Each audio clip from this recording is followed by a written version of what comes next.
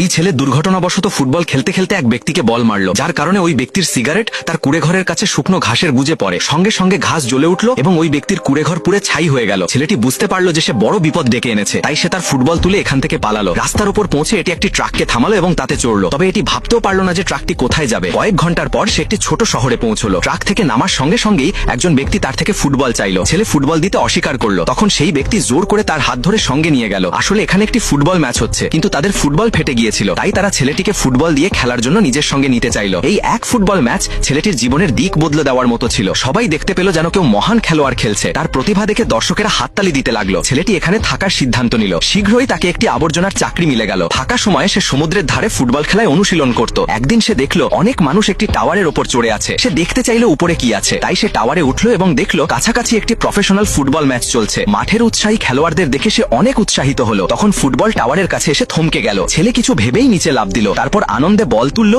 এবং তার অসাধারণ দক্ষতার প্রদর্শন করতে লাগলো। এই দৃশ্যটি একজন ক্যামেরাম্যান তার ক্যামেরায় ধরলো। ছেলেটি মনে করলো যে সে ফুটবল খেলার জন্য জন্মেছে, তাই সে তার এক বন্ধুর সঙ্গে পরিচয় করলো, যিনি একজন কোচ ছিলেন। ছেলেটির অসাধারণ খেলা দেখে কোচ খুব প্রভাবিত হলেন। কোচ তাকে দলের মধ্যে নিলেন, কিন্তু সে শুধু এক্সট্রা খেলোয়াড় হিসেবে থাকলো, কখনো খেলতে পারলো না। তখন ক্যামেরাম্যান কোচকে বলল যে ছেলেটিকে খেলার সুযোগ দেওয়া হোক। অবশেষে কোচ ক্যামেরাম্যানের কথা মানলেন এবং ছেলেটি প্রথম ম্যাচে নামলো। আশা পূর্ণভাবে পূর্ণ করে সবাইকে তার দারুণ খেলা দেখালো। শেষে একটি অসাধারণ শট দিয়ে সে তার দলকে ম্যাচ জিতালো। মাঠে পুরো স্টেডিয়াম হাততালিতে কেঁপে উঠল। তুমি কি জানো এই ছেলেটির